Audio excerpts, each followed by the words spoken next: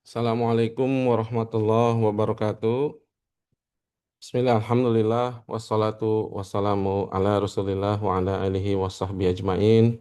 Amma ba'd.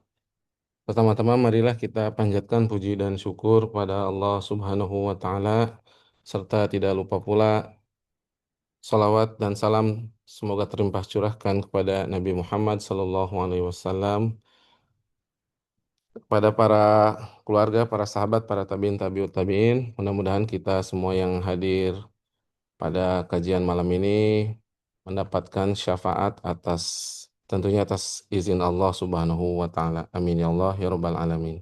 Alhamdulillah, pada malam ini kita akan bersama-sama menyimak kajian tematik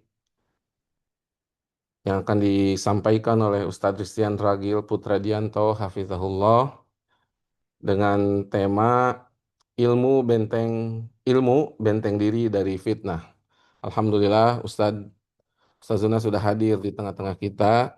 Sebelum kita mulai, eh, ada sedikit tata tertib yang harus dibacakan, yaitu kepada para peserta kajian, mohon dengan menyimak materi yang disampaikan Ustadz nanti, kemudian mencatat apabila ada hal penting yang kemudian apabila ada pertanyaan, mungkin di sesi setelah pemaparan kajian bisa ditanyakan langsung kepada Ustadz. Untuk ikhwan bisa dan akhwat yang ingin bertanya langsung bisa langsung raise hand ya. Kemudian bagi ikhwan bisa on cam, kemudian bagi akhwatnya off cam, kemudian bertanya langsung setelah dipersilahkan oleh moderator. Sebelum kita mulai kita sapa dulu Ustadz. Assalamualaikum Ustadz. Waalaikumsalam warahmatullahi wabarakatuh. Apa kabarnya Ustadz? Alhamdulillah, baik. Gimana kabar teman-teman di sana? Alhamdulillah baik. Kalau Anda sih di Indonesia Ustadz. Oh, iya, iya, iya, iya. Ya, tapi Bumiku Mengaji ini jamaahnya banyak juga yang di luar negeri Ustadz. Ya, Ya, di Amerika, di Eropa, dan ada di Timur Tengah juga Ustadz. Insya Allah yang nanti mungkin akan bertanya Ustadz di eh, apa sesi kedua mungkin Ustadz ya. Untuk Insya mengefektifkan waktu kita, waktu dan tempat dipersilahkan, Allah. tafadhol Ustadz. Baik. Bismillahirrahmanirrahim. Assalamualaikum warahmatullahi wabarakatuh. Alhamdulillah, wassalatu wassalamu ala rasulillah wa ala alihi wa sahbihi wa man wala wa la hawla wa la quwwata illa billahi amma ba'd. Rabbi syrah li sadri wa yassir li amri wahlul 'uqdatam min lisani yafqahu qawli. Rekan-rekan jamaah Bumiku Mengaji yang dimuliakan Allah Subhanahu wa taala. Alhamdulillah kita bersyukur kepada Allah Subhanahu wa taala karena pada malam hari ini waktu Indonesia ya kita dapat berjumpa dalam kondisi yang sehat, dalam kondisi yang penuh dengan kenikmatan dari Allah Subhanahu wa taala dan tentunya kita termasuk dari sedikit ya orang-orang yang diberikan taufik oleh Allah Subhanahu wa taala untuk mau terus menuntut ilmu. Yang mana ini boleh dibilang kenikmatan yang lebih dari sekedar nikmat sehat atau nikmat yang lainnya. Ya. Sehingga mari kita syukuri apa yang sudah ada pada diri kita dengan memperbanyak ketaatan kepada Allah Subhanahu wa taala. Baik rekan-rekan yang dimuliakan Allah Subhanahu wa taala, tema yang diminta untuk dibahas pada malam hari ini oleh panitia adalah bagaimana membentengi diri dari fitnah ya. Di era di mana banyak sekali fitnah, bagaimana kemudian ilmu itu bisa membentengi diri kita dari fitnah-fitnah yang ada. Nah, sebelumnya kita perlu luruskan dulu apa itu fitnah ya. Mungkin sebagian kita ada yang masih memaknai fitnah dengan istilah yang ada dalam bahasa Indonesia, yang populer dalam bahasa Indonesia yang artinya adalah tuduhan gitu ya. Nah, tentunya fitnah di sini maknanya bukan makna yang dipahami oleh kebanyakan orang yang dipahami oleh orang-orang awam ya. Namun fitnah di sini adalah maknanya ujian. Fitnah yang bermakna ujian. Nah, kita hidup di era di mana banyak sekali ujian. Nah, fitnah itu sendiri dalam bahasa Arab berasal dari kata fatana dhahaba, yaitu ketika seorang memfitnah emas. Apa maksudnya fitnah kok di emas? Emas kok difitnah ya? Ya, maksudnya adalah diuji emasnya, diuji keasliannya, ya dibakar. Ya. Nah, sehingga eh, fitnah itu memang memasukkan sesuatu ke dalam kondisi yang sulit untuk mengetahui kualitas aslinya seperti apa. Jadi kalau kita mau ngetes sesuatu kadang harus entah itu dibakar, entah itu ditekan ya untuk mengetahui seberapa kuat beton misalnya ditekan sampai pecah, sampai seberapa pecahnya gitu ya. Atau dikasih tekanan sampai berapa sehingga pada tekanan ini dia pecah enggak. Jadi di fitnah itu artinya betul-betul diuji supaya apa? Supaya diketahui kualitasnya seperti apa. Itulah makna fitnah secara bahasa Arab. Nah, dalam makna syar'i tentunya fitnah juga maknanya banyak. Ya, bisa jadi bermakna ujian keimanan, ujian keimanan bagi seorang hamba. Nabi SAW ya menyebutkan dalam banyak hadis beliau. Dan juga Allah Subhanahu wa taala juga mengatakan hasiban nasu ayyutraku ayyaqulu amanna wa hum la yuftanun. Ya. Apakah manusia mengira mereka akan ditinggalkan begitu saja, dibiarkan begitu saja mengatakan kami beriman tanpa difitnah, yaitu tanpa diuji. Ya, walaqad fatanna alladziina min qablihim. Dan sungguh telah kami uji orang-orang yang datang sebelum mereka. Diuji itu sudah datang dari zaman Nabi Adam sampai sekarang. Terus Allah menguji hambanya untuk mengetahui benarnya keimanan seorang hamba. Ya, kalau nggak diuji ya belum tahu. Ya, orang beriman, saya percaya dengan Nabi, saya percaya dengan ini. Terus buktinya mana? Buktinya mana? Kan setelah itu kemudian di masa Nabi SAW, di antara yang menjadi salah satu fitnah adalah peristiwa Isra Mi'raj. Di mana Nabi SAW ya, menceritakan perjalanan beliau, kemudian ternyata sebagian orang yang lemah imannya, mereka kemudian murtad. Ya, berarti ini sebagai fitnah, peristiwa Isra Mi'raj ini.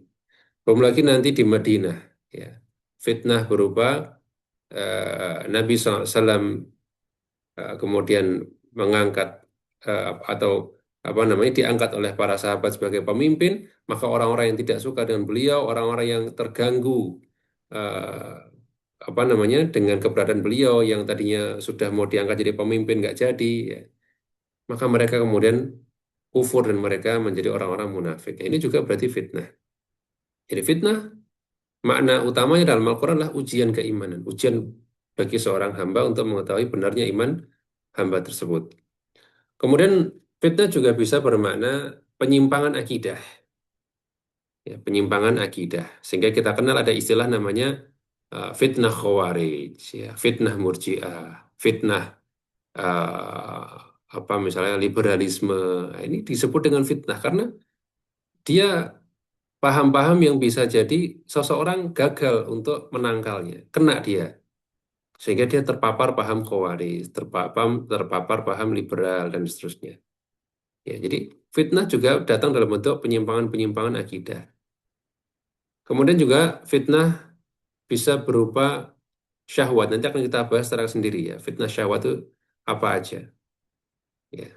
Kemudian fitnah juga bisa bermakna kebingungan, kondisi yang kabur antara kebenaran dan kebatilan. Itu juga fitnah.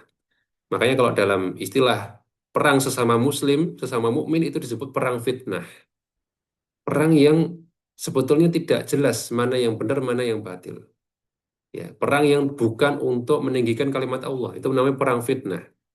Seperti yang terjadi pada para sahabat ya di perang Jamal, perang Siffin.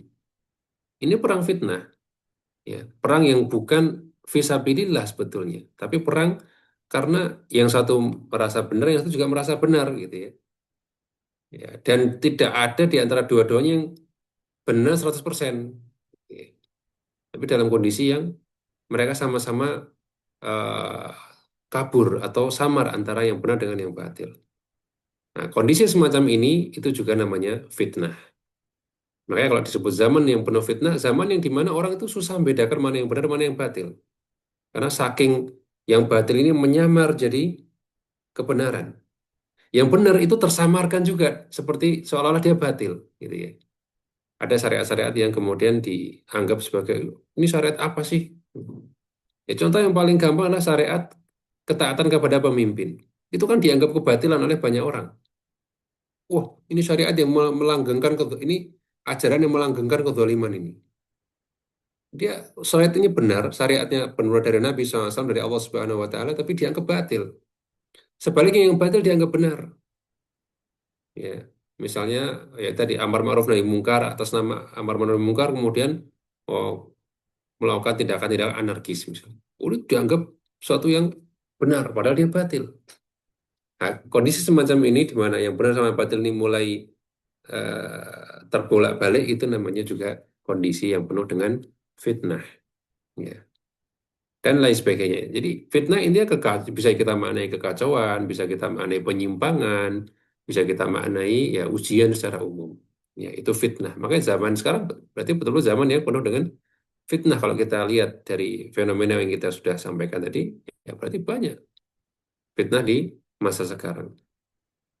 Dan kalau tadi kita bicara fitnah itu hal-hal yang mungkin tidak menyenangkan ya, misalnya apa namanya ujian-ujian hidup ya. Kita tidak apa namanya kita justru tekankan bahwa fitnah itu juga ada yang berupa kenikmatan. Jadi fitnah itu bukan hanya yang berupa hal-hal yang tidak menyenangkan, bukan hanya yang sifatnya bencana atau hal-hal yang apa namanya merugikan. Justru banyak di antara fitnah atau ujian itu berupa kenikmatan. Ya, nah, Allah Subhanahu wa taala mengatakan wa nabluukum bisyarri wal khairi fitnatan. Dan kami kata Allah akan menguji kalian dengan kejelekan dan dengan kebaikan sebagai bentuk fitnah itu sebagai ujian. Artinya seorang itu bisa jadi diuji dengan kemiskinan atau boleh jadi dengan kekayaan. Dua-duanya sama-sama ujian. Miskin juga ujian, kaya juga ujian. Ya, sakit ujian, sehat pun ujian. Ya, bahkan Fir'aun disebutkan dalam banyak riwayat atau dalam sebagian riwayat Fir'aun ini adalah orang yang nggak pernah sakit, jadi sangat sehat dan itu justru menjadi fitnah bagi dia sehingga dia sampai mengklaim dirinya sebagai Tuhan. Dia sudah nggak pernah sakit, udah kayak dewa aja lah ya menurut dia ya gitu. Ya. Kemudian juga dia berkuasa lagi ya kan. Udah itu udah apa orang-orang yang seperti itu biasanya dia akan kalau dia nggak apa namanya nggak lulus ujian dia akan terfitnah ya merasa dirinya hebat sampai mengaku Tuhan. Jadi artinya fitnah itu bisa berupa hal yang tidak menyenangkan, musibah dan sebagainya, atau bisa juga hal yang menyenangkan ya. Dua-duanya ujian. Nah, eh, dan kalau kita lihat secara garis besar dalam syariat itu sebetulnya fitnah itu secara garis besar cuma dibagi dua, ya, yaitu fitnah syahwat dan fitnah syubhat. Fitnah syahwat dan fitnah syubhat. Apa itu fitnah syahwat? Ya, fitnah syahwat artinya fitnah berkaitan dengan hawa nafsu. Ya, fitnah yang dapat menundukkan akal. Ya, dia mungkin tadinya bisa mikir. Nah, kalau sudah kena syahwat, akalnya jadi eh, tunduk. Jadi nggak bisa berpikir dengan baik. Jadi kalah di akalnya. Itu fitnah syahwat, menundukkan akal dan juga iman. Ya, imannya pun dia korbankan untuk syahwat ini. Dan syahwat sebetulnya adalah sesuatu yang Allah fitrahkan sebetulnya. Artinya manusia itu diciptakan memang cinta dengan hal-hal yang dia sukai, yaitu syahwat itu. Allah mengatakan zuyyina linnasi hubbus syahwat. Ya. dijadikan indah bagi manusia kecintaan terhadap hal-hal yang mereka sukai, yaitu syahwat. Jadi syahwat itu artinya hal-hal yang disukai. Dan semuanya bisa jadi ujian. Ya. Contoh fitnah syahwat atau fitnah hal yang menyenangkan misalnya fitnah harta. Ya. Fitnah harta. Allah Ta'ala menegaskan dalam Al-Quran, Innama amwalukum wa auladukum fitnah. Sesungguhnya harta-harta kalian dan anak-anak kalian adalah ujian bagi kalian. Jadi harta dan juga keluarga itu ujian. Jadi kalau orang diberikan harta dan diberikan anak banyak, kadangkala orang jadi sombong. Ya. Kalau di orang Arab dulu, di antara kebanggaan mereka adalah punya banyak harta dan banyak anak. Ya. Kalau kita ingat dalam surat Al-Muddathir, ya, wa ja'altu lahu malam mamduda wa banina syuhuda wa mahattu lahu tamhida dan seterusnya. Allah menggambarkan seorang Quraisy yang namanya apa namanya? Al-Walid bin Mughirah, bapaknya Khalid bin Walid.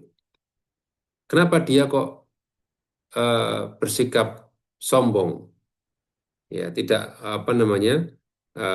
Tidak mau menerima kebenaran. Padahal dia tahu itu kebenaran tapi dia tidak terima. Ya, karena salah satunya adalah kata Allah, wa ja'altu lahu malam mamduda wa banina syuhuda. Ya. Kami jadikan memang Al-Walid ini kata Allah banyak hartanya dan banyak anaknya. Itu kebanggaan bagi orang Arab. Ya. Dan itu bisa jadi menjadikan orang sombong. Dan kekayaan, ya, kekayaan itu memang betul-betul menjadi ujian. Dan bahkan Nabi SAW justru khawatir umatnya ini kaya yang akan menjadikan dia tidak lolos ujian. Nabi tidak takut umatnya miskin. Ya. Padahal miskin juga ujian. Tapi yang lebih Nabi takutkan justru kekayaan daripada kemiskinan. Nabi SAW mengatakan, Wallahi, demi Allah, mal faqru akhsya alaikum. Bukanlah kemiskinan yang aku takutkan dari kalian. Walakin akhsya an tubsata alaikumud dunya. Kama busitat ala man kana qablakum. Namun yang aku takutkan adalah dunia itu dibukakan lebar-lebar bagi kalian. Sebagaimana telah dibukakan bagi orang-orang sebelum kalian. Fatanafasuha kama tanafasuha. Sehingga kalian, ya, berlomba-lomba meraih dunia tersebut sebagaimana dulu mereka berlomba-lomba fatuhlikakum kama ahlakathum, dan kalian pun akan binasa sebagaimana hal itu juga telah membinasakan umat-umat sebelum kalian. Jadi ternyata yang membinasakan itu bukan kemiskinan, tapi kekayaan yang orang kemudian tidak lolos dari ujian kekayaan tersebut. Dia berlomba-lomba, saling sikut, saling hasad, saling macam-macam, ya, menghalalkan riba, menghalalkan kemudian penipuan dan seterusnya demi harta. Dan memang ujian kita itu adalah ketika harta itu dibuat mudah dengan cara yang haram. Ya, kadang gini, wah kalau kita misalnya mau jualan aja mungkin untungnya nggak seberapa. Coba kita jualan tapi eh, nipu misalnya, ternyata dapat lebih banyak gitu ya. Berarti lebih gampang jualan sambil nipu daripada jualan dengan jujur gitu ya. Nah, ini ujian. Ya. Terus saya pengen dapat uang dengan praktis, saya punya uang nih, sekarang punya 10 juta. Saya pengen ongklang-ongklang, santai, dapat eh, uang ya. Ya sudah, tabung aja, nanti dapat bunganya, dapat riba. Ya. Sebenarnya cara-cara yang haram itu lebih gampang, dan itu ujian. Dimudahkan ya seorang untuk mengerjakan yang haram daripada yang halal itu bagian dari ujian. Maka Allah sebutkan dalam Al-Quran tentang orang-orang yang diuji ketika ihram. Kita tahu bahwa dalam ihram itu tidak boleh berburu. Maka kata Allah dalam Al-Quran, saya ayatnya agak kurang ingat ya. Intinya ya, eh, bahwasanya kami mudahkan bagi mereka untuk berburu. Hewan-hewan yang biasanya hanya bisa apa namanya, hanya bisa diraih dengan panah, mereka bisa meraihnya dengan tombak. Jadi kalau misalnya kita ada burung gitu ya, burung itu harus dipanah supaya kena. Ini nggak usah pakai panah, ditombak aja bisa eh, jatuh burung gampang. Terus kemudian hewan-hewan yang biasanya hanya bisa ditombak, bisa ditaklukkan dengan tombak, ini bisa ditangkap tanpa senjata. Artinya dimudahkan untuk melanggar larangan ihram. Tapi apa kata Allah itu ujian. Itu ujian. Makanya tadi ya hal-hal yang mudah, hal-hal yang menyenangkan inilah yang lebih berat daripada yang hal-hal yang susah. Ya, sama-sama ujian memang. Ya, orang miskin juga ujian. Susah juga ujian, kena musibah juga ujian. Ya, sabar atau enggak kan gitu.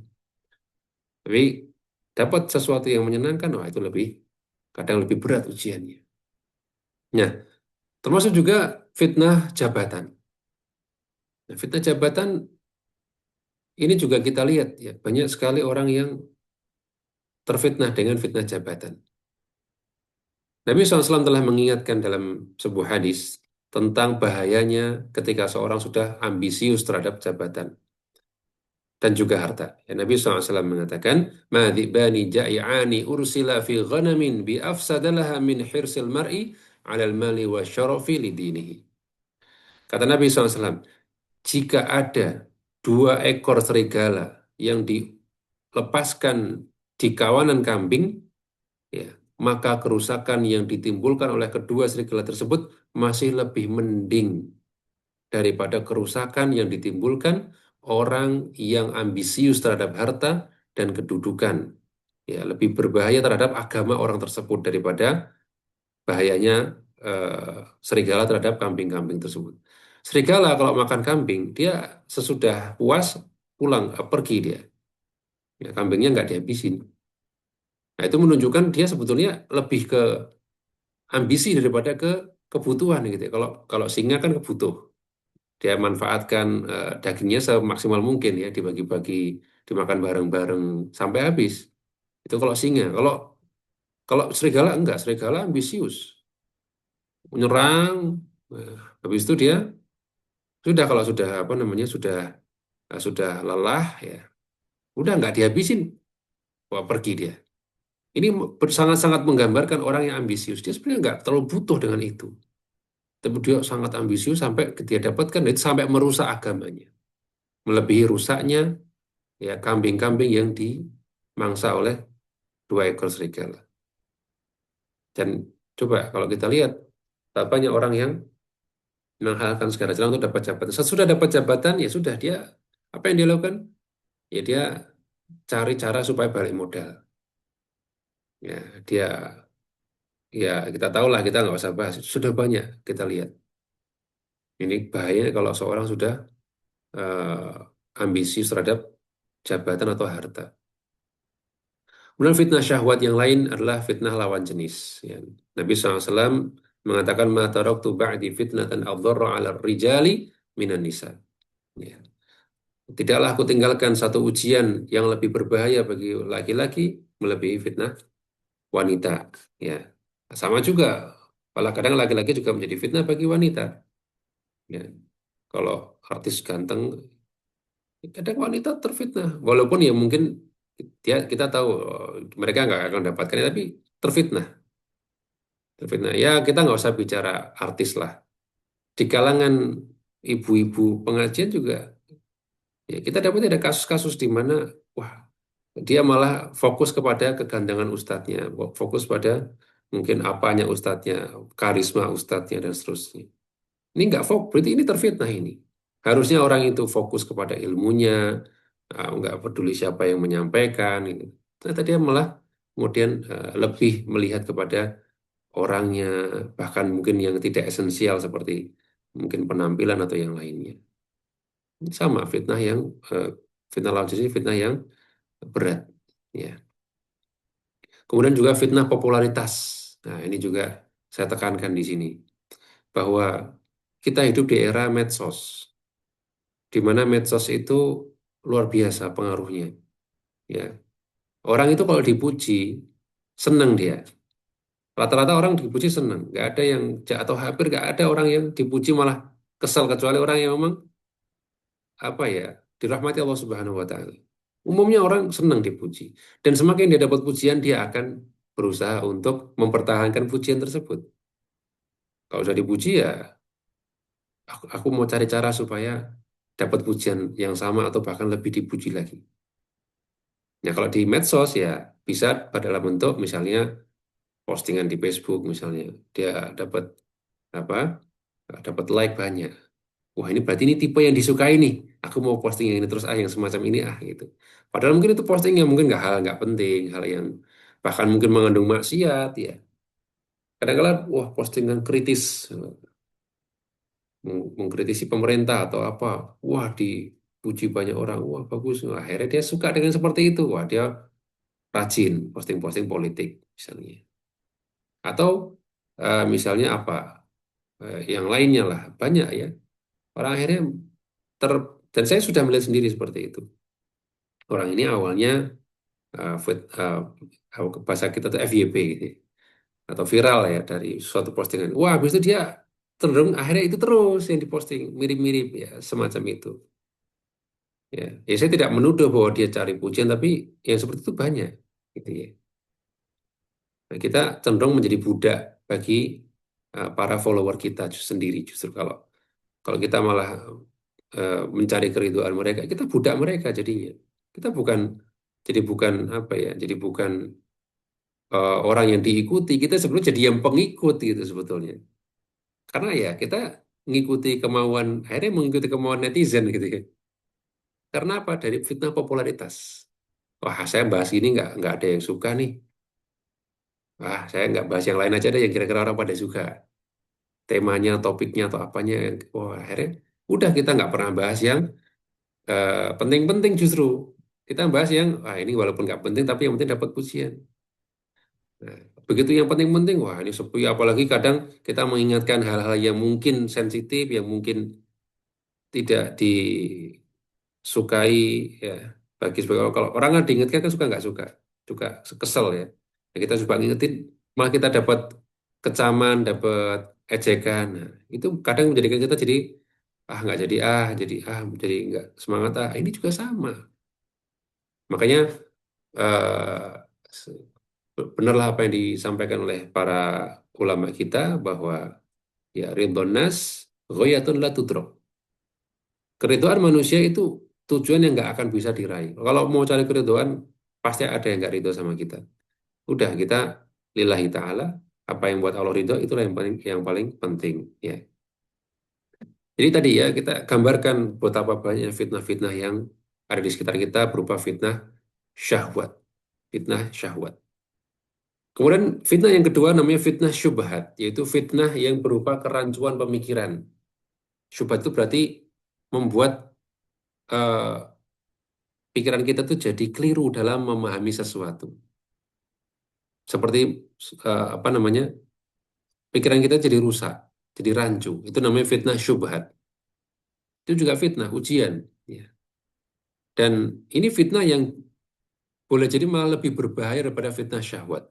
Karena kalau fitnah syahwat, orang itu tahu kalau itu salah. Sebetulnya hati kecilnya itu mengatakan itu salah.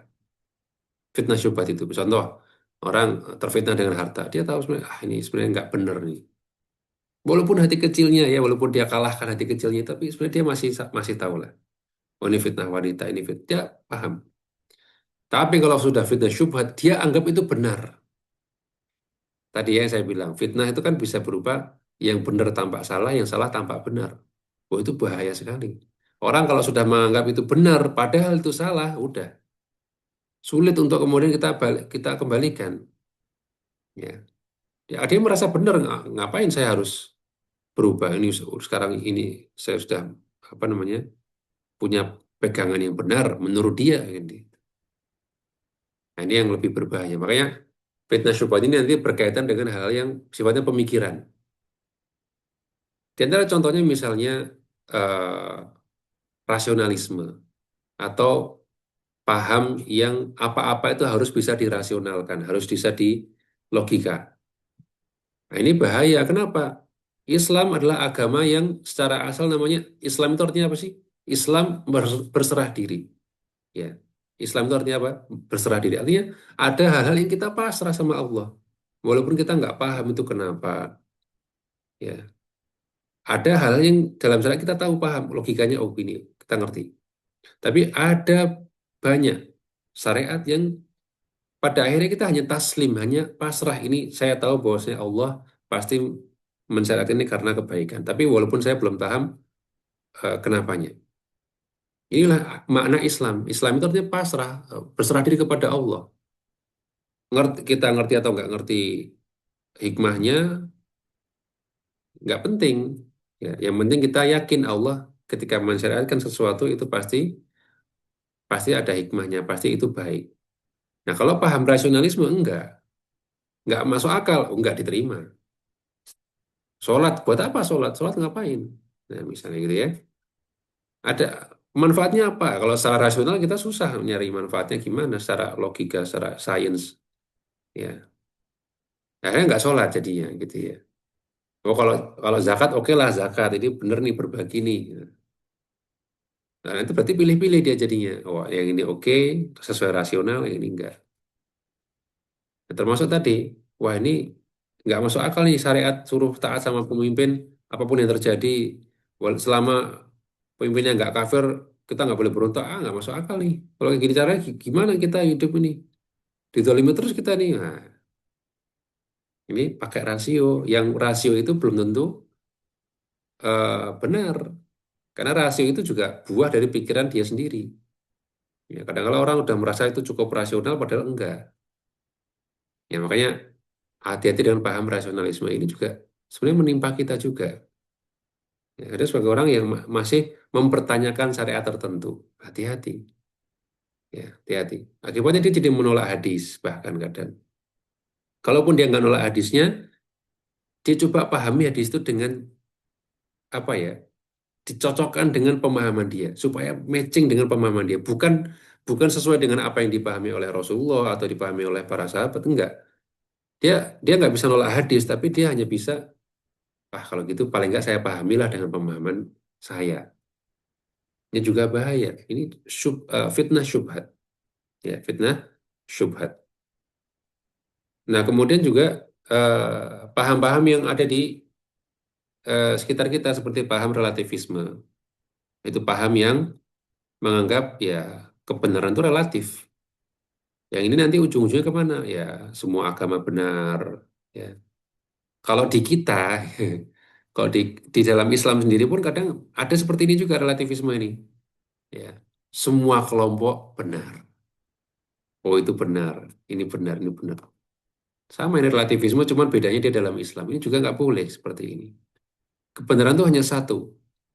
Kebenaran itu hanya satu, nggak berbilang. Kalau namanya yang misalnya satu, misalnya nih ya, Jakarta ada di Indonesia. Ada yang mengatakan Jakarta ada di Malaysia, misalnya gitu ya. Ya nggak mungkin dua-duanya benar. Salah satunya pasti yang benar gitu ya. Atau boleh jadi dua-duanya salah. Yang jelas yang benar cuma satu. Kalau dua hal itu saling bertentangan, nggak mungkin dua-duanya benar.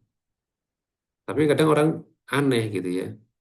Oh ini kelompok ini semua kelompok mengajak pada kebaikan kayak gitu. Nah, ini yang kemudian syubhat menjadi masalah. Dan puncaknya nanti, ya fitnah syubhat itu puncaknya ada di akhir zaman yaitu fitnah dajjal. Fitnah dajjal. Nabi SAW mengatakan, "Ma min nabiyyin ya illa hadzara ummatahu 'anid dajjal." Atau kama qala sallallahu alaihi wasallam. Ya. Tidak ada seorang nabi pun melainkan dia mengingatkan umatnya tentang bahaya dajjal. Jadi bahaya dajjal itu sudah diingatkan dari zaman nabi-nabi terdahulu. Ya. Saking besarnya ciptaan fitnah dajjal. Ya. Nabi SAW mengatakan, "Ma baina khalqi Adam ila qiyamis sa'ah amrun akbaru minad dajjal."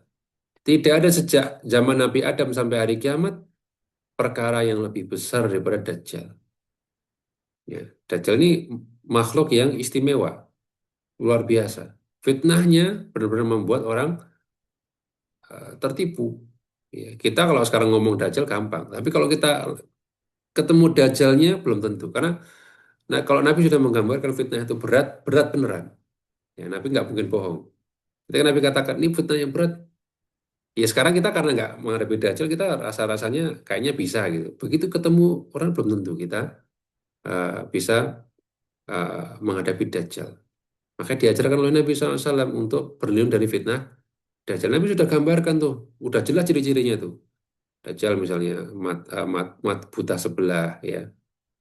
Kemudian rambutnya keriting, kemudian apa namanya, kemudian nanti dia bisa kemampuan-kemampuan Dajjal juga disampaikan oleh Nabi ya, dia bisa menurunkan hujan dari langit dengan izin Allah. Dan Allah izinkan memang sebagai fitnah, gitu ya. Allah izinkan iblis hidup sampai akhir zaman juga fitnah. Ya. Allah izinkan setan bisa menggoda manusia juga itu fitnah. Allah izinkan Dajjal untuk bisa menghidupkan yang mati, ya, secara ilusi ya. Kemudian juga bisa apa, menumbuhkan tanaman, menurunkan hujan dari langit, membuat ternak jadi gemuk dan itu kan perkara-perkara ilahiyah yang Allah izinkan supaya apa? Supaya menjadi ujian bagi hamba-hambanya.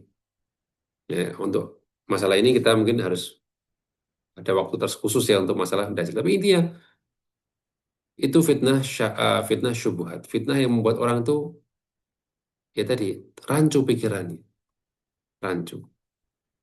Sehingga eh, dengan dua jenis fitnah tadi, fitnah apa namanya, fitnah syubhat dan syahwat, ya ini berarti kita tersadarkan bahwa di masa sekarang sudah apa ya, sudah ada di mana-mana gitu ya, sudah ada di sekitar kita sendiri, bahkan sudah masuk dalam diri kita sendiri. Sehingga gimana supaya kita bisa berlindung dari fitnah fitnah yang sudah kita sampaikan tadi, maka kita akan sampaikan di sini beberapa cara bagaimana menyikapi atau berlindung dari fitnah-fitnah tersebut. Yang pertama adalah hendaknya kita jangan sekali-kali meremehkan yang namanya fitnah. Jangan kita seperti sebagian orang ya, kalau kalau dia diingetin sesuatu, dia malah ngejek.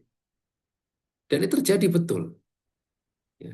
Saya alami sendiri, ada yang diingatkan tentang misalnya ya, jangan dekat-dekat dengan atau jangan mengambil ilmu dari dai yang bermasalah, yang menyimpang, yang bukan ahli sunnah. Apa jawabannya? Mengejek. Ya, dia dia kita sampaikan sesungguhnya namanya syubhat itu kata Imam Zahabi apa? Inna syubhat khottofah. Sesungguhnya yang namanya syubhat itu menyambar-nyambar. Wal qulub dhaifah, dan hati-hati kita ini adalah lemah. Ya. Mereka jadikan itu sebagai olok-olokan, gitu ya. Jadi mereka hati-hati loh, ya, sambil dengan ada ngecek dia katakan hati-hati loh, syahwat apa namanya tadi, syubhat itu menyambar-nyambar loh, gitu. Dia jadikan itu perkataan ulama Imam Zahabi itu sebagai ejekan. Dia remehkan syubhat. Akhirnya apa? Ya dia sendiri jatuh dalam syubhat. Dia jadi dia nggak sadar kalau dia itu sudah menyimpang. Dia sibuk dengan perkara yang tidak bermanfaat. Dia sibuk dengan share-share berita. Udah nggak pernah lagi share-share ilmu. Udah nggak pernah lagi dia. Ya orang itulah bahaya fitnah syubhat. Dan itu diawali dari meremehkan fitnah. Dianggap enteng, dianggap remeh. Padahal orang ini sudah hati-hati, kita peringatkan sudah hati-hati. Dia nggak peduli. Ya, ini menjadikan orang jatuh dalam fitnah itu sendiri. Ya. Kemudian yang kedua, bagaimana kita berlindung dari fitnah syahwat lah menjaga jarak. Kalau tadi kan kita jangan meremehkan. Sekarang kalau sudah nggak meremehkan, baik kita jaga jarak. Ya. Nabi SAW mengatakan, "Faman ittaqa syubuhat faqad istabra'a lidini." Siapa yang menjauhi syubuhat, perkara yang samar, yang ini benar nggak ya? Nggak usah diterjang, nggak usah kemudian nekat gitu. Udah jauhi. Ya. Siapa yang menjauhi perkara syubhat, dia telah menyelamatkan agamanya. Dia telah menyelamatkan agamanya. Kalau dia jatuh dalam syubhat, dia jatuh dalam kata Nabi, waqa'a fil haram, dia jatuh dalam hal yang haram. Ya, ini hati-hati. Jadi jauhi. Ya, terkait Dajjal juga sama. Ya, jangan anggap remeh Dajjal. Ya, sampai-sampai Nabi mengatakan, faman sami'a bid Dajjal, ya, falyan'a anhu. Siapa yang mendengar, belum kelihatan nih, belum lihat Dajjal, dia dengar, ya ada Dajjal, ada Dajjal. Ya, maka hendaknya dia jauhi, dia hindari, dia lari dari dajjalnya. Nggak kemudian penasaran, kepo ya. Wih, dajjal, bener nih, pengen penasaran nih, pengen lihat dajjal. Jangan, ya. Mendingan kita meninggal dalam kondisi nggak pernah lihat dajjal daripada melihat dajjal kemudian terfitnah. Ya. Kadang orang kepo, ya. Kepo itu seperti kotak Pandora ya. Jadi dituruti malah berbahaya. Gitu. Jadi fitnah itu jangan didekati. Ya, kalau kita tahu itu fitnah ya kita menjauhi fitnah tersebut. Kemudian yang ketiga yaitu banyak berdoa kepada Allah minta perlindungan. Ya, itu adalah doa yang diajarkan Nabi SAW adalah doa Allahumma inni a'udzubika minal fitan ma dhahara minha wa ma batan. Ya Allah, aku berlindung kepadamu dari fitnah-fitnah, dari ujian-ujian, baik yang tampak maupun yang tersembunyi. Yang tampak ya berarti kita sudah tahu itu fitnah, kita hindari. Yang tersembunyi ini yang kadang kita nggak sadari, kita juga berlindung kepada Allah. Ini silahkan nanti dihafalkan ya. Allahumma inni a'udzubika minal fitan ma dhahara minha wa ma batan. Ya. Kemudian yang berikutnya yaitu hendaknya ketika kita menghadapi segala sesuatu itu kita bersikap tenang dan tidak tergesa-gesa, tidak terburu-buru. Karena kadang-kala sikap buru-buru itu akan menjadikan seorang terfitnah. Salah seorang sahabat yaitu Abdullah bin Mas'ud radhiyallahu anhu beliau mengatakan, "Innamal fitnatu idza aqbalat syubbihat." Ya. Fitnah itu ketika datang dia datang dalam bentuk yang samar-samar. Dia orang kadang nggak tahu dia itu fitnah. Dan baru tampak setelah berlalu, sudah terlanjur, itu baru baru orang tahu itu fitnah. Contoh pemberontakan di negara-negara Muslim. Ketika datang, ketika misalnya timbul demonstrasi segala macam, orang nggak paham itu akan menimbulkan kejelekan besar di kemudian hari. Tapi dia yang dia tahu adalah, ayo kita demo, ayo kita turun ke jalan, ayo kita ini kita turun. Habis itu ada korban jiwa, habis itu sampai berlarut-larut, sampai berhari-hari, sampai berbulan-bulan, bertahun-tahun. Nah, awalnya orang nggak tahu itu fitnah. Dan baru setelah bertahun-tahun disadari timbul korban jiwa yang banyak, nah baru tahu itu fitnah, tapi udah telat. Udah terlambat dia tahu kalau itu fitnah. Ya, makanya sikap sabar. Banyak sabar, ya nggak boleh tergesa-gesa. Apa-apa kita timbang dengan sikap tawakuf ya dan merujuk kepada ulama. Bismillah. Menuju kepada ulama. Ya, jangan bertindak sendiri. Coba kita punya para ulama kita apa? Konsul ya. Ustadz ini kalau seperti ini gimana ya? Yang terjadi sekarang adalah kadang ustadznya malah disalahin. Ustadz ini gimana? Ini. Nah, ini yang kadang ya menjadikan orang semakin jauh dari agama. Dan yang terakhir yaitu solusi melalui ilmu. Nah, ini yang mungkin justru topik utamanya ya. Kenapa sih ilmu itu penting sekali dalam menghadapi fitnah? Karena ilmu itu kata para ulama adalah al-ilmu qabla al-qawli wal amal. Ilmu itu harus sudah ada sebelum berkata dan berbuat. Jadi sebelum kita berkata apapun, berbuat apapun, berarti ilmu itu lebih dulu. Berarti kita harus tahu ilmunya, berarti harus menuntut ilmu dulu. Ilmunya harus kokoh sebelum kita melakukan apapun itu. Yaitu dasar dari segala sesuatu adalah ilmu. Sehingga termasuk dasar dari eh, berlindung dari fitnah adalah ilmu itu sendiri. Berilmu dulu, berilmu. Ya. Ilmu agama itu akan betul-betul menjaga kita. Karena setiap kita ada keraguan, kita sudah punya ilmu. Kita menghadapi sesuatu, kita sudah punya ilmunya. Dan kalau kita ingat kembali kisah Dajjal, ya ada dikisahkan oleh Nabi SAW bahwasanya di akhir zaman itu ketika Dajjal tiba, ada seorang pemuda, ya, ada seorang pemuda yang dia diperlihatkan kekuasaan Dajjal. Jadi pemuda ini dibelah, kemudian disatukan lagi. Ya, inilah apa? Salah satu kekuatan Dajjal yaitu bisa membelah orang di, di apa namanya dibalikin lagi. Kalau orang nggak punya ilmunya, orang itu akan langsung anggap dia Tuhan. Keren banget nih, dia nggak pernah tahu tentang Dajjal. Tapi pemuda ini setelah dihidupkan kembali, disatukan tubuhnya, apa kata dia? Aku semakin yakin engkau adalah Dajjal yang disampaikan oleh Nabi SAW. Jadi dia pernah tahu Dajjal ini bisa berbuat ini. Dia tahu ilmunya. Dia sudah berilmu dulu sebelum ketemu Dajjal. Meskipun tadi kita sampaikan bahwa eh, sekedar ngerti Dajjal aja belum belum bisa belum tentu bisa lolos dari fitnah Dajjal karena orang bisa jadi berilmu tapi meninggalkan ilmunya. Tapi paling tidak orang kalau sudah berilmu itu lebih baik, lebih punya bekal daripada orang yang tidak berilmu. Kemudian eh, jamaah yang dimaulah Allah Subhanahu Wa Taala, di antara yang disampaikan Nabi SAW untuk eh, berlindung dari fitnah adalah kembali kepada agama kita.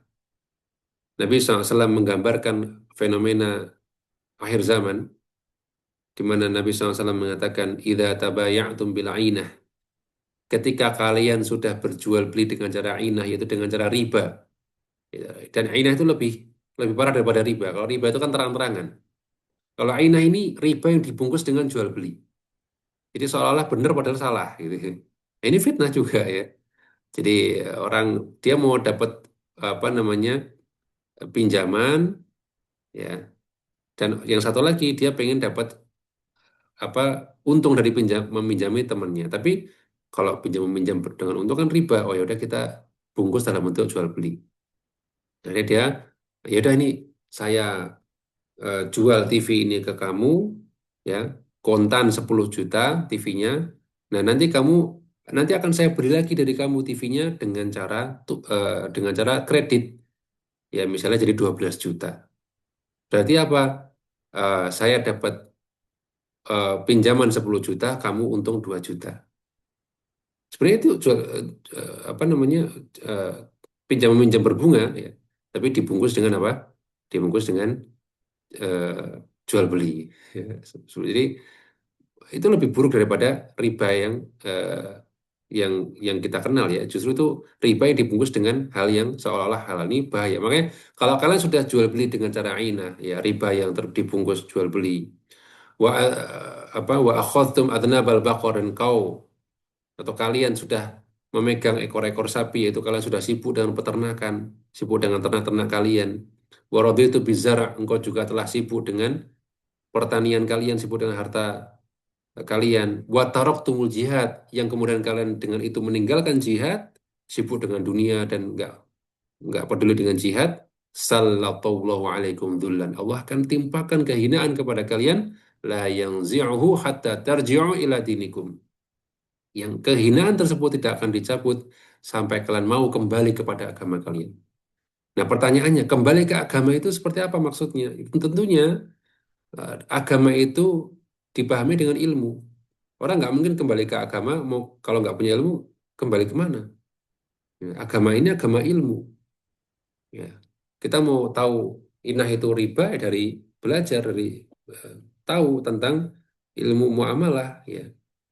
Kita mau apa mengamalkan agama dengan benar, kembali ke agama kita, ya kita harus beramal dengan ilmu. Sehingga ketika umat Islam ditimpa kehinaan, ya seperti yang terjadi di masa sekarang, ya jumlah kita banyak tapi kita nggak mampu untuk bisa merebut Aqsa kembali ya ini apa ya ya sangat-sangat miris gitu ya dan saya yakin ini adalah penyebabnya adalah sebagaimana disampaikan Nabi di sini kita sudah banyak berbuat riba ya kita sibuk dengan peternakan pertanian dan kita nggak jihad lagi maka kita ditimbakin maka di antara step pertama adalah kita kembali ke agama dengan menuntut ilmu ya.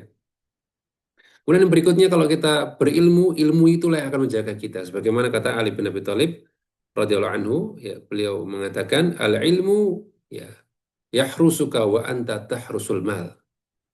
Ya, ilmu itu akan menjagamu. Adapun harta, engkau yang akan menjaga harta. Artinya harta itu kamu yang repot-repot jaga harta. Tapi kalau kamu berilmu, ilmu yang akan menjagamu. Ilmu yang akan menjaga dirimu. Jadi kalau kita sudah berilmu, sedikit banyak kita akan terjaga dengan ilmu yang kita miliki ya. Dan yang terakhir ya, karena ini sudah mepet ya, yaitu bahwasanya ilmu yang akan menjaga kita dari kekufuran. Ya, dalilnya apa? Surat Ali Imran ayat 101 Allah Ta'ala mengatakan, "Wa kaifa takfuruna wa antum tutla alaikum ayatullah wa fikum rasuluhu." Bagaimana mungkin kalian akan kufur sementara ayat-ayat Allah dibacakan kepada kalian dan Rasul pun ada di tengah-tengah kalian? Ya. Jadi seolah-olah ayat ini mengatakan kalau kalian itu masih membaca Al-Quran, masih mempelajari Al-Quran dan mempelajari hadis Nabi Shallallahu Alaihi Wasallam, ya, kalian masih belajar Al-Quran dan hadis, maka kalian terjamin tidak akan jatuh dalam kekufuran. Ini jaminan, ya. Afwan, bukan Al-Imran. Surat Al-Anfal ya, Al-Anfal, Afwan. Ini surat Al-Anfal. Ya. Jadi ini eh, jaminan bahwasanya seorang akan terjamin dari kekufuran ketika dia terus belajar eh, ilmu agama, ya, ilmu Al-Quran dan Sunnah. Ya. Dan kita tahu bahwasanya ilmu juga warisan para nabi. Ya, Nabi mengatakan wa innal ulama warathatul anbiya wa innal anbiya la yuwarithu dinaran wala dirham. Ya. Ilmu itu ulama itu warisan para nabi. Ya. Nabi tidak mewariskan dinar dirham, walakin warathul ilma. Mereka mewarisi atau mewariskan ilmu. Faman akhadhaha akhadha bihadzin wafir. Siapa yang mengambil warisan tersebut, warisan ilmu, maka dia telah mengambil bagian yang banyak. Ya. Dan banyak lagi ya yang bisa kita sebutkan tentang keutamaan ilmu, bagaimana ilmu itu bisa menjaga kita dari fitnah. Ya. Pada intinya mungkin yang perlu kita tekankan juga adalah bahwa oke kita berilmu, sekarang kita berilmu, tapi kita berhenti ngaji. Ah, ini kita kadang tertipu dengan predikat sudah ngaji gitu ya. Padahal kita hanya sudah ngaji, tapi setelah itu udah nggak ngaji lagi. Ah, itu percuma juga. Jadi ilmu yang dimaksud ini bukan cuma pernah belajar kemudian sudah nggak, yaitu terus belajar, terus. Ya. Karena itu yang menjaga kita itu adalah keberlangsungan kita dalam menuntut ilmu, bukan sekedar ilmunya saja. Tapi keberlangsungan kita cari ilmu, terus ngaji, ya. Itu yang menjaga kita, bukan sekedar pernah tahu. Pernah tahu juga nyatanya banyak orang yang pernah tahu sesuatu, kemudian dia tinggalkan, dia lupa, akhirnya dia langgar. Ya. Dan mudah-mudahan Allah Subhanahu wa taala memberikan kita eh, taufiknya untuk dapat terus ya menuntut ilmu walaupun harus walaupun hanya bisa online misalnya ya. Mungkin kalau di majelis offline tidak di setiap tempat itu ada banyak ya. Alhamdulillah kalau di tempat di sini di Jogja banyak, tapi mungkin di US di tempat lain tidak selalu ya. Tapi dengan kita terus belajar walaupun online insya Allah itu akan menjaga kita dari fitnah. Ya. Wallahu taala alam bisawab. Waktu saya kembalikan kepada moderator.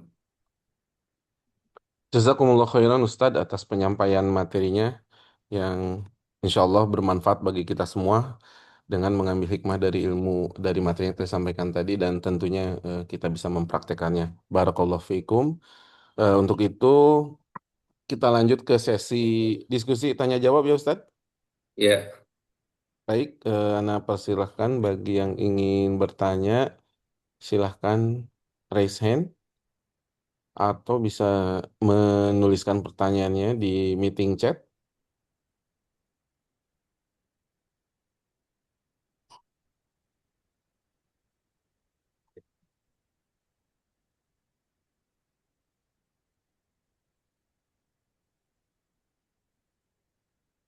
Mama lihat dulu dari WhatsApp apakah ada yang bertanya tidak.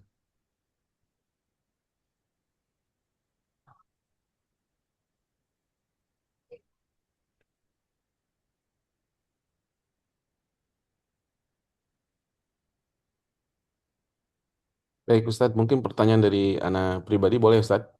ya, Baik Ustadz, terkait tadi fitnah syubhat Ustadz yang mungkin ya, eh, terjadi dan disampaikan eh, oleh ulama ya, ulama yang mungkin masuk dalam kategori apa ya, eh, apa ya istilahnya Ustadz ya. Jadi yang yang memang di situ ada hadis ada hujah yang sangat kuat Ustadz gitu ya. Tetapi sepertinya dinafikan Ustadz. Nah, bagaimana sikap terbaik kita Ustadz, terutama bagi kami kita semua yang penuntut ilmu ini Ustadz gitu, yang baru belajar terutama gitu Ustadz, dalam menyikapi eh, adanya fitnah syubhat dari kalangan ulama Ustadz. Mohon Ya, tipsnya Ustadz dan eh, pesan untuk kami Ustadz. ya baik.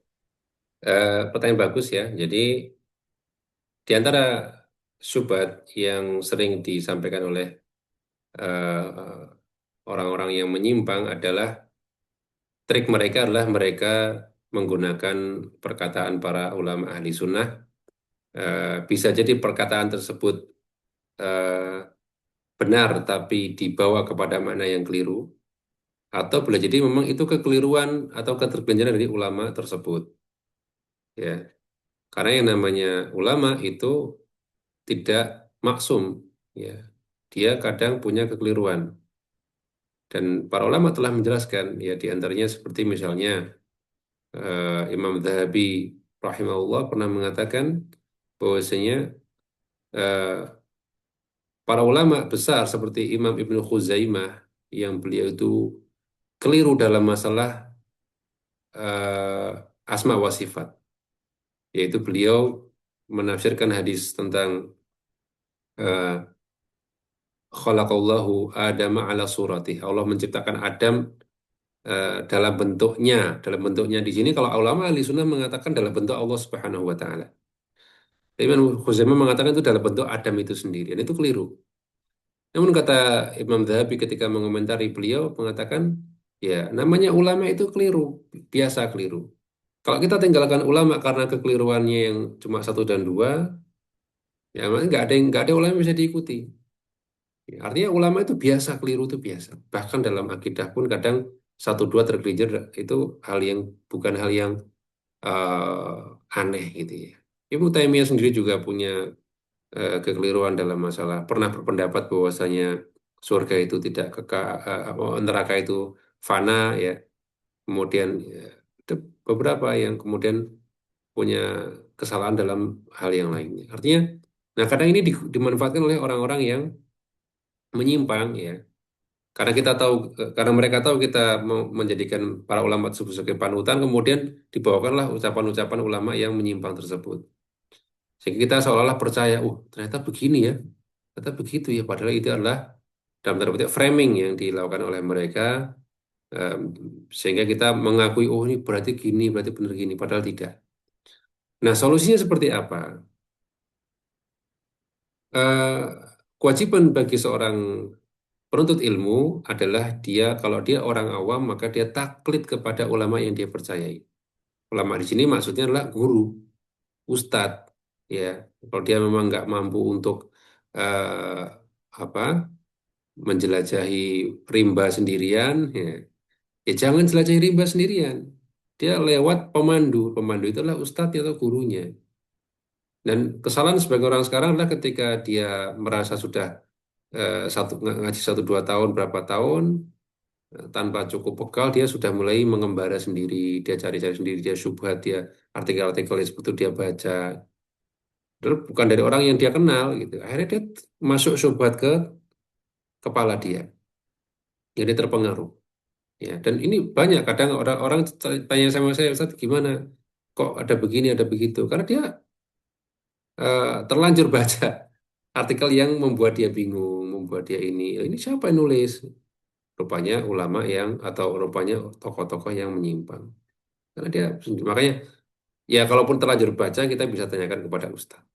Ya, kalau seperti ini gimana? Jangan dicerna sendiri karena boleh jadi tadi ada boleh jadi memang itu perkataannya benar tapi dibawa ke makna yang keliru atau perkataannya memang keliru. Ya, tapi dia manfaatkan nama besar ulama ini untuk mendukung pendapatnya atau yang lainnya. Dan ini tidak diketahui kecuali orang-orang yang sudah memang mendalami ilmu yaitu para ulama, para asatidzah yang memang sudah ya banyak ilmunya dalam masalah, masalah tersebut. Nah, bagi kita yang awam yang apa namanya yang memang tidak merasa sanggup apalagi bingungan ya, ada seperti bingung ya, kita nggak usah nekat, kita nggak usah ya, kita cari ilmu dari yang jelas-jelas saja yang Ustadz Yazid itu pokoknya Ustadz yang yang kita tahu itu insya Allah berada di atas sunnah, dah itu aja. Ya kalau yang mau coba-coba ya jangan. Ya, wallahu a'lam bishawab. Jazakumullah khairan Ustadz atas jawaban pertanyaannya dan juga nasihatnya Ustadz pada kami. Berikutnya ada pertanyaan dari Amerika Ustadz Ya, yang dikirimkan ke anak. Eh, Pertanyaan, bagaimana mengatur waktu bermajelis ilmu, padahal waktu harus urus rumah dan bekerja juga, dan masih merasa bahwa bermajelis itu masuk ke dalam urusan tambahan, bukan urusan yang utama. Mohon nasihatnya, ya, Ustadz. ya. Jadi sebetulnya kalau kita kembali kepada hadis Nabi SAW, tolabul ilmi faridatun ala kulli muslim. Menuntut ilmu itu wajib bagi setiap muslim. Nah, ketika Nabi katakan wajib, itu berarti fardu ain. Karena ala kulli muslim, setiap muslim, tidak terkecuali. Namun pertanyaannya adalah ilmu yang mana? Ilmu yang dimaksud dalam hadis ini adalah ilmu-ilmu yang juga wajib. Yang menjadikan kita eh, hanya bisa beramal kalau mengetahui ilmu tersebut. Kalau nggak tahu ilmu jadi nggak bisa beramal, itu yang dimaksud. Sehingga ilmu yang wajib itu apa? Akidah secara umum, akidah rukun iman, ya. Kemudian fikih tata cara sholat, wudhu yang benar, kemudian rukun Islam lah, rukun Islam, kemudian muamalah jual beli, ya, muamalah hal haram, ya. Itu aja sebetulnya. Nggak, dan itu tidak bukan sesuatu yang eh, bukan sesuatu yang saya kira berat ya. Kalau kita belajar basic itu sebetulnya agama ini mudah. Nah, masalah waktu ini eh, kita tidak bisa samakan satu orang dengan yang lainnya ya. Seperti saya juga punya kewajiban mencari nafkah ya Bu. Kalau ibu-ibu ya mungkin kewajiban di rumah, setiap kita punya kewajiban dan kewajiban kita juga berpahala. Cuman ada kewajiban juga untuk mencari ilmu. Kalau saya biasanya ya selama ada waktu luang itu pasti ya tentunya kita harus gunakan untuk belajar atau murojaah. Waktu luang itu juga banyak. Waktu luang itu eh, kadang kita menganggap luang itu hanya ketika tidak ada aktivitas sama sekali. Padahal ada hal-hal yang bisa kita sambi. Kalau bahasa Jawanya itu kita sambi, kita sambil gitu ya. Seperti menyetir, kemudian cuci piring ya, atau cuci baju atau ngelipat baju atau nyetrika itu kan bisa sambil dengar kajian ya. Banyak sebetulnya yang bisa didobel seperti itu. Yang nggak bisa ya. Bahkan kalau saya bahkan sebelum tidur juga kadang pengen dengerin kajian gitu ya. Sehingga eh, waktunya banyak.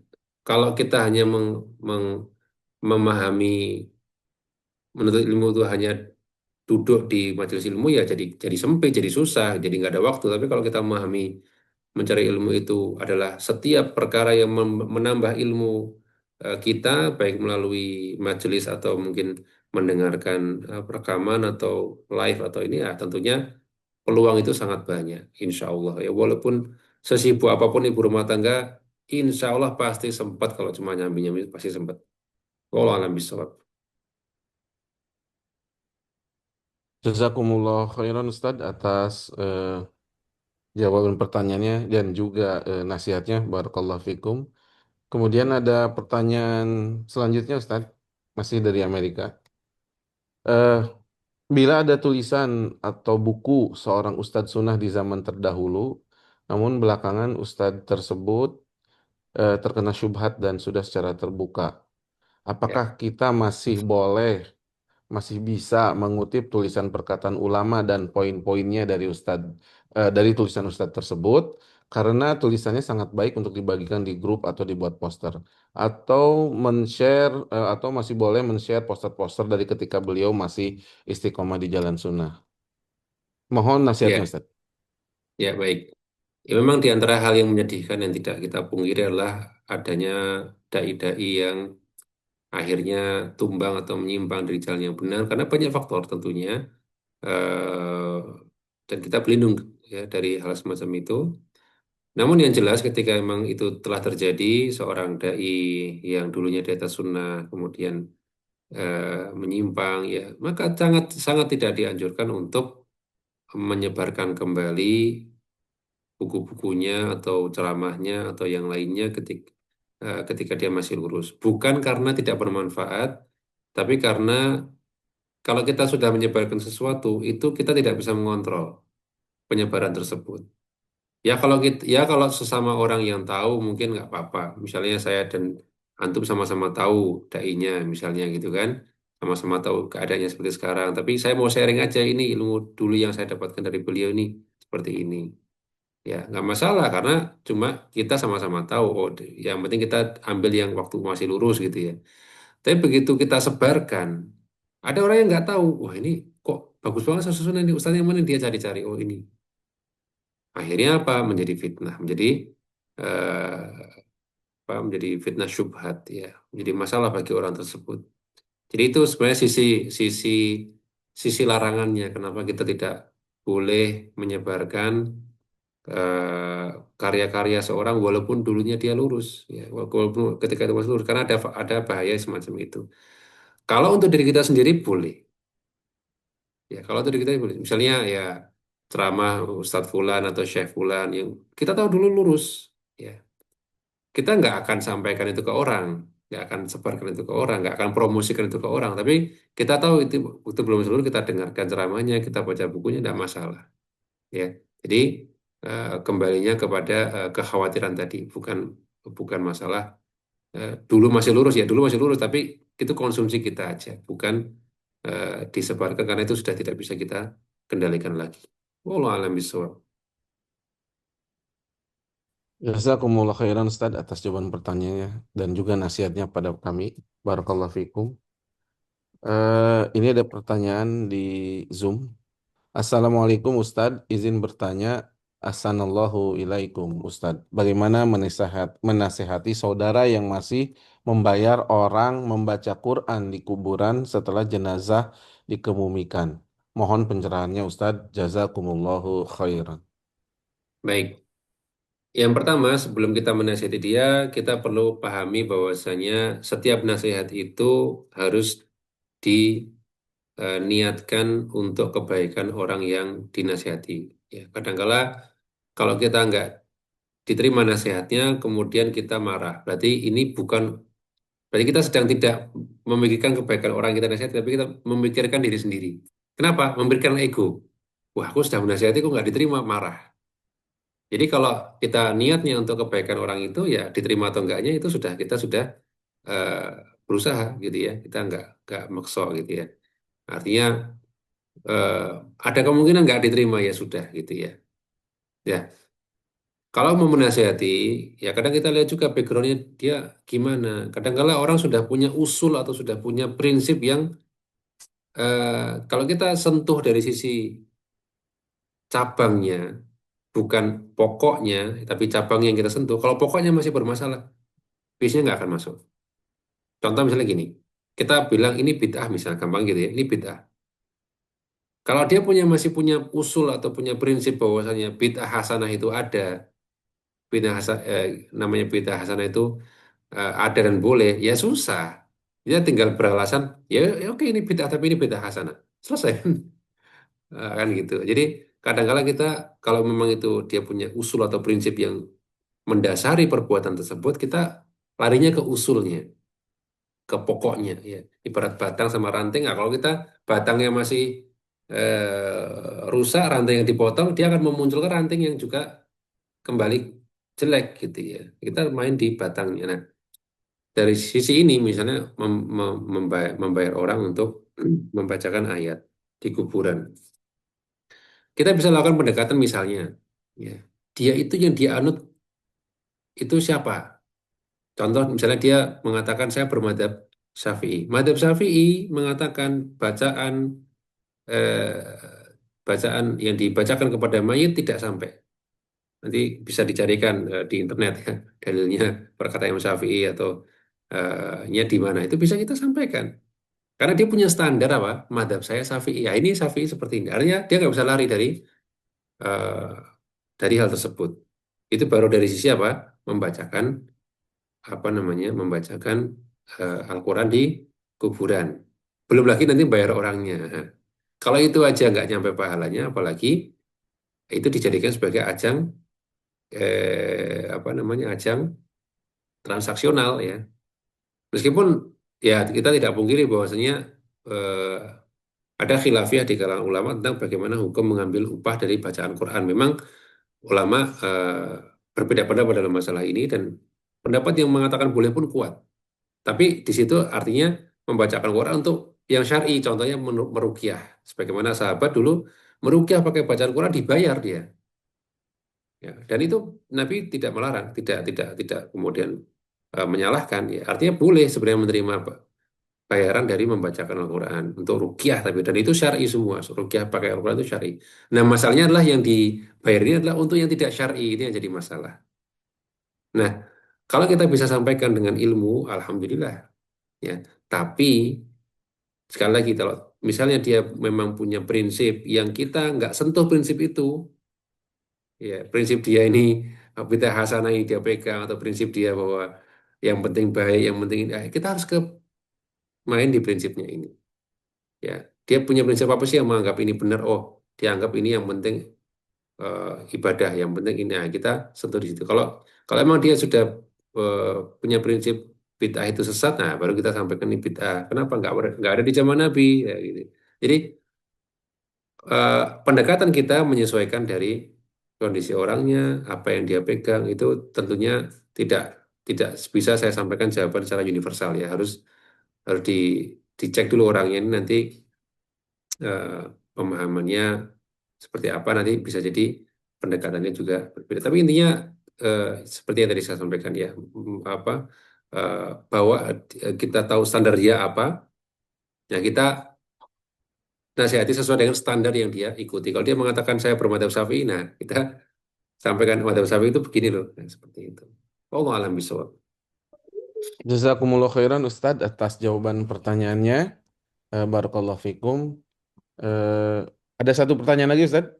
Boleh, boleh. Boleh. Syukran Ustadz. Masih dari Amerika pertanyaan Ustadz.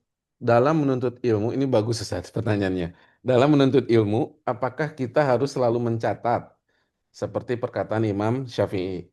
Mohon Ya, masukan Ustadz untuk peserta bermajelis ilmu yang agak kesulitan menulis karena sudah lama nggak sekolah. Terima kasih Ustadz. baik. Menulis itu sebetulnya adalah satu-satunya sarana di zaman tersebut. Kalau nggak nulis nggak ada, soalnya nggak ada kaset, nggak ada MP3, nggak ada HP, nggak ada yang lain ya. Sehingga menulis itu suatu keniscayaan. Dan menulis itu memang manfaatnya bukan cuma sekedar catatannya ya, tapi proses menulis itu akan lebih masuk ke otak daripada kalau tidak nulis. Itu dibuktikan ya. Artinya itu memang suatu penelitian atau suatu sudah dibuktikan lah bahwa kita tuh kalau sambil nulis tuh lebih banyak yang masuk daripada kalau kita cuma dengerin. Kalau dibilang harus atau enggak ya enggak harus. Ya, yang harus itu sebetulnya adalah memurojaah. Sekarang percuma dong orang udah nulis tapi nggak dibaca lagi catatannya kan ya. Ya kan udah nulis nih catatannya entah kemana gitu kan. Nggak pernah dibaca lagi percuma. Atau dia mungkin pakai kitab di stabilo, stabilo habis itu ditinggal gitu nggak pernah dibaca lagi percuma juga. Jadi yang wajib bukan nyatetnya, tapi murojaahnya. Ya kalau orang nyatet kan bisa murojaah dari catatan. Kalau orang nggak nyatet boleh, tapi dia punya rekamannya. Dia dengerin lagi. Saya biasa mendengarkan rekaman yang sama beberapa kali. Ya, bisa 2 kali, 3 kali. Ya. Itu saya karena terus terang kalau cuma sekali mungkin yang keserap mungkin hanya bisa 50% aja atau mungkin 60%. Kalau saya dengerin sampai 2 kali, 3 kali itu luar biasa. Mungkin sampai ayatnya pun hadisnya pun bisa hafal gitu. Ya, terutama ceramah-ceramah Ustadz yang memang atau ceramah-ceramah Syekh yang memang dia Masya Allah ya.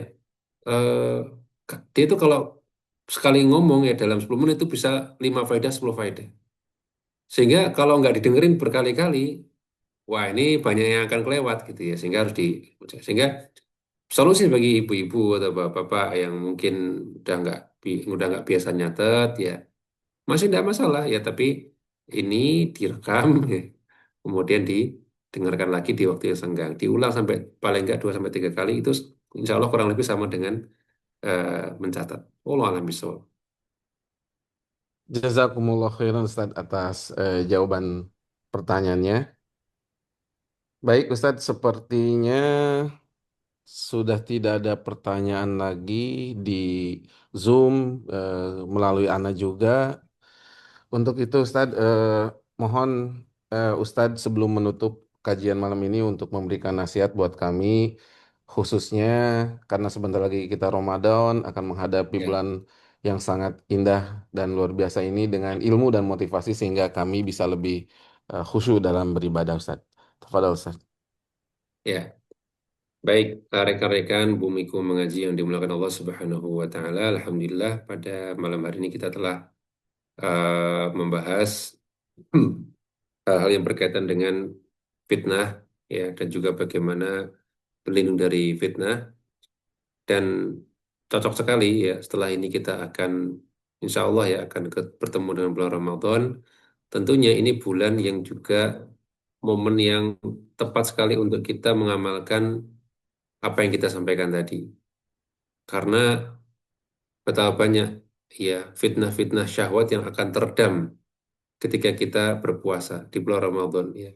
Yang biasanya banyak ghibah ya dia akan mengurangi walaupun dia tahu ghibah itu nggak Ramadan juga nggak boleh gitu ya. Tapi di Ramadan itu lebih tertekan lagi gitu untuk ghibah itu ya. Masya Allah. Sehingga mari kita manfaatkan ya bulan Ramadan ini sebaik-baiknya dan sebaik-baik ibadah adalah ibadah yang didasari oleh ilmu ya dasari dengan ilmu. Maka puasa kita murojaah kembali apa sih syarat puasa, rukun puasa, wajib puasa, sunah-sunah puasa, pembatal puasa, pengurang pahala puasa, apa yang dibolehkan dan apa yang nggak dibolehkan puasa, ilmu tentang sholat malam, tarawih, witir, ya, ilmu tentang itikaf, ilmu tentang zakat fitrah dan lain sebagainya. Semua dimurojaah lagi, ya, supaya kita sibuk dengan ilmu, sibuk dengan ibadah, ya, maka insya Allah Ramadan kita insya Allah bisa lebih maksimal. Semoga Allah Subhanahu wa taala pertemukan kita kembali dengan bulan yang mulia tersebut. Amin ya rabbal alamin. Mungkin demikian yang bisa saya sampaikan pada malam hari ini. Mohon maaf jika banyak kekurangan dan kesalahan dan saya pribadi mendoakan teman-teman agar bisa istiqomah sebagaimana saya mendoakan diri saya supaya bisa istiqomah baik dalam mencari ilmu, dalam memurojaah ilmu, dalam mengamalkan ilmu dan dalam mendakwahkan ilmu yang sudah kita pelajari ya. Demikian subhanakallahumma wa bihamdika asyhadu an la ilaha illa anta astaghfiruka wa atubu ilaik. Wassalamualaikum warahmatullahi wabarakatuh. Waalaikumsalam warahmatullahi wabarakatuh. Jazakumullah khairan Ustaz atas ilmu yang tadi berikan dan juga jawaban-jawaban pertanyaan yang telah disampaikan Ustaz kepada kami dan juga nasihatnya. Insya Allah menjadi pengingat bagi kami dan tentunya menjadi ilmu yang bermanfaat bagi kami dan bagi Ustadz menjadi catatan pahala tentunya atas ilmu yang diberikan kepada kami semua dan doakan kami semua Ustadz agar bisa istiqomah belajar ilmu-ilmu yang tentunya benar. Insya Allah kita akan bertemu lagi di kajian-kajian berikutnya bersama Bumiku Mengaji dan tetap menyimak di WA Group Bumiku Mengaji untuk kajian-kajian berikutnya.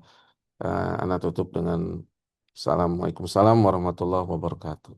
Jazakumullah khairan Ustaz. Assalamualaikum warahmatullahi wabarakatuh.